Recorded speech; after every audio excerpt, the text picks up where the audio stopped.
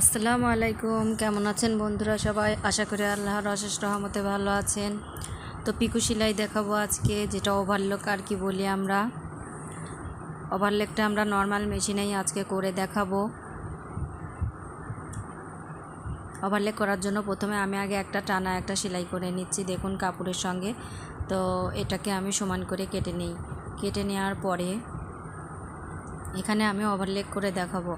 Overlock মেশিনে যেভাবে overlock করি ওভাবে না, কিন্তু ঠিক আমাদের অন্যরকম নিয়মে আমি ওভারলকটা করে আপনাদেরকে দেখাচ্ছি। 2 আঙ্গুলের ফাঁকে ধরে ঠিক আমরা যেভাবে রিপু করি ওভাবেই কিন্তু করছি।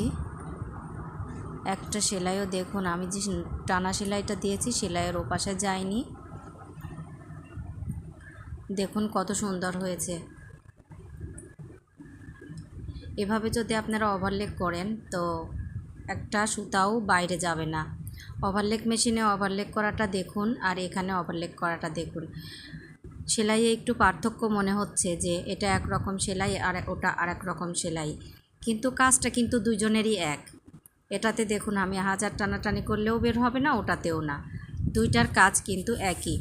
তো সুতরাং আমাদের যখন ওভারলক মেশিন থাকবে না তখন কিন্তু এভাবে আমরা ওভারলক করে নিতে পারি। এবার আমি আর একটা দেখাচ্ছি,